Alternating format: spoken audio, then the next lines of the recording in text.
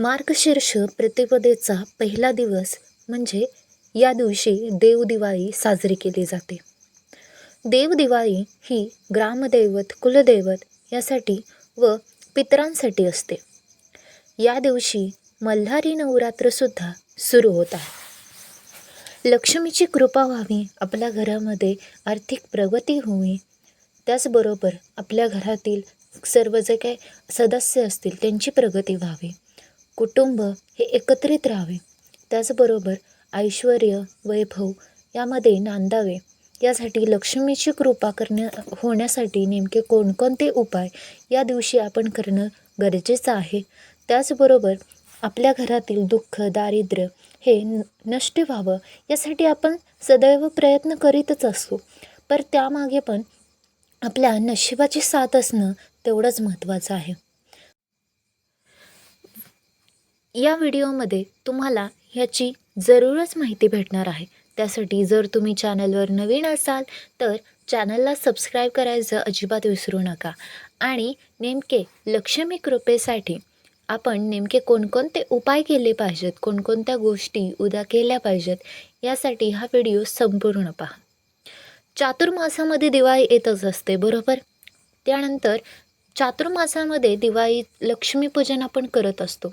त्या दिवशी जर तुमचं लक्ष्मीपूजन झालं नसेल तर तुम्ही या उद्याच्या देवदिवाळीला लक्ष्मीपूजन जरूर करू शकता. आणि जरी अगोदर केलं असेल तरी पण उद्या करणं खूपच फलदायी पण ठरणार आहे. चातुर्मासामध्ये दिवाळी येते ती आपण साजरी करतच असतो. आणि त्यानंतर देव उठणी एकादशी, उत्पत्ती एकादशी ही कार्तिक महिन्यानंतर येत असते. या दिवशी बळीच्या राज्यातून श्री विष्णू परत आले अशी समज आहे. या दिवशी गंगा नदीत स्नान करणे आणि नदीत दीपदान करणे हे पुण्याचे मानले जाते.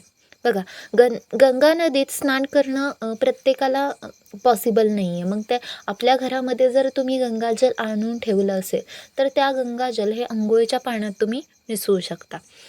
आणि ते जर शक्य नसेल तर तुम्ही नदीत दीपदान करणं हे खूपच पवित्रच मानलं जातं. मग त्यामध्ये तुमच्या गावात किंवा शेजारी किंवा कुठेही नदी वगैरे असेल तर तिथे जाऊन तुम्ही दीपदान करू शकता.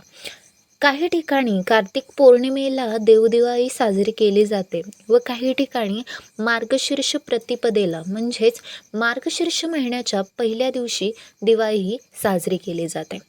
आता बघा की जेणेकरून उद्या देवदिवाळीचे महत्त्वाचे काम नेमके कोणते आहे किंवा उपाय किंवा सेवा आपल्याला नेमकी कोणती करायची आहे तर हे जाणून घ्या. तर या दिवशी आपलं ग्रामदैवत असेल, कुलदैवत असेल, त्याचबरोबर पितरांचं हे पितृदेवांची उपासना करणं, सेवा करणं याला खूपच अनन्यसाधारण महत्त्व या दिवशी या देवदिवाळीला मानलं गेलेलं आहे. देवांची दिवाळी याच दिवशी चातुर्मासामध्ये श्री विष्णू हे निद्रा अवस्थेत असल्यामुळे आपल्याला तेव्हा देवदिवाळी करता येत नाही किंवा त्यानंतर आत्ताच्या की चातुर्मास संपल्यानंतर देव उठणी एकादशी म्हटल्यानंतर भगवान श्री विष्णू जागृत होतात तेव्हा ही देवांची दिवाळी केली जाते. बघा, या दिवशी महत्त्वाचे काम म्हणजे काय करायचं आपल्याला आंघोळीच्या पाण्यामध्ये तुम्हाला एक वस्तू टाकवायची आहे. आता ती कोणती वस्तू आहे त्यासाठी उद्या देवदिवाळी दिवशी तुम्ही पहाटे शक्य असल्यास 4:30 ते 5:30च्या सुमारास ब्रह्ममुहूर्तावर तुमचं स्नान होणं महत्त्वाचं आहे.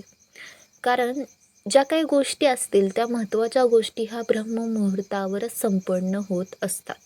ठीक आहे. यासाठी तुम्हाला ब्रह्ममुहूर्तावर उठून स्नान करायचे आहे. स्नान करण्याअगोदर तुम्हाला त्या अंघोळीच्या पाण्यात हळद टाकायची आहे. ठीक आहे. तुम्ही हळद टाकू शकता.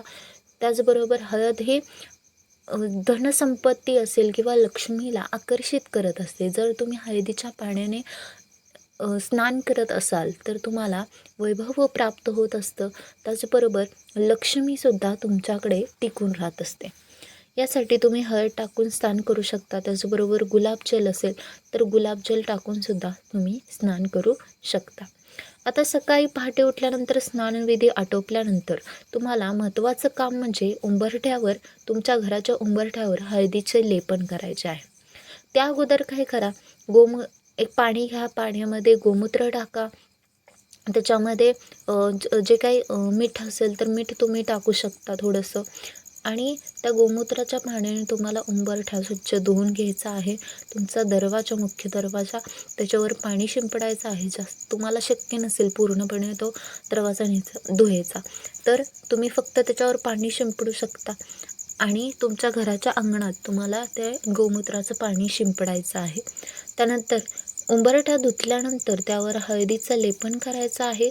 लेपन झाल्यानंतर हळदी कुंकाने त्याच्यावर स्वस्तिक काढायचं आहे आणि मेन दरवाजावर तुमच्या हळदीचे स्वस्तिक काढायचे आहे. ठीक आहे.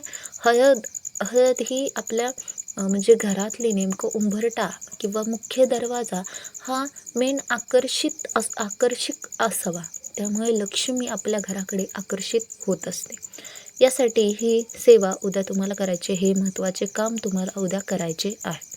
आता सकाळी आपण जेव्हा गोमूत्र वगैरे टाकून सगळं धुवून स्वच्छ करून हळदीचं लेपन करत असतो, स्वस्तिक काढणार आहे त्याच्यावर.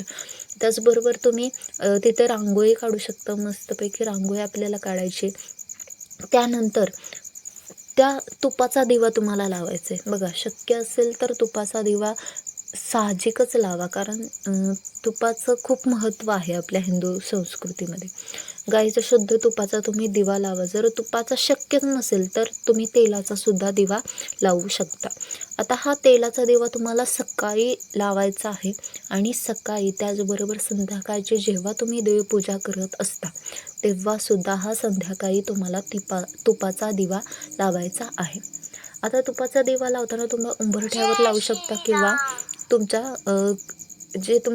तुळशी असेल तर तुळशीपाशी तुम्ही हा दिवा लावू शकता.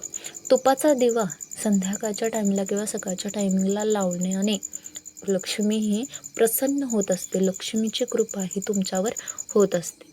त्यासाठी हा महत्त्वाचा उपाय उद्याचा खूपच एकदम सोपा उपाय आहे.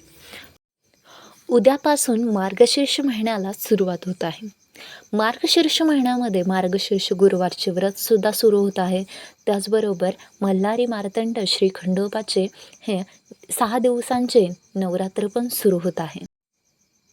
मार्गशीर्ष महिन्यात गुरुचरित्र पारायण हे खूपच महत्त्वाचे मानले जाते. हे तुम्हाला करायचे असेल तर तुम्ही हे करू शकता. त्याचबरोबर जर तुम्हाला गुरुचरित्र पारायण हे दररोज वाचणे जर शक्य नसेल तर तुम्ही त्यामध्ये 9वा अध्याय 14वा अध्याय किंवा 18वा अध्याय हा वाचू शकता.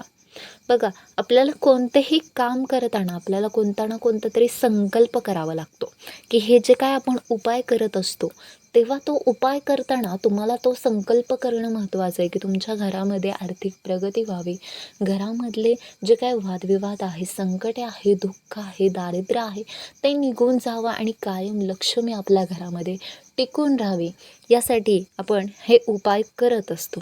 तर त्यावेळेस आपल्याला देवी लक्ष्मीला प्रार्थनासुद्धा करायची आहे. हा व्हिडिओ आवडल्यास व्हिडिओला नक्कीच लाईक करा, जास्तीत जास्त हा व्हिडिओ शेअर करा आणि आमच्या चॅनलला सबस्क्राईब करायचं अजिबात विसरू नका.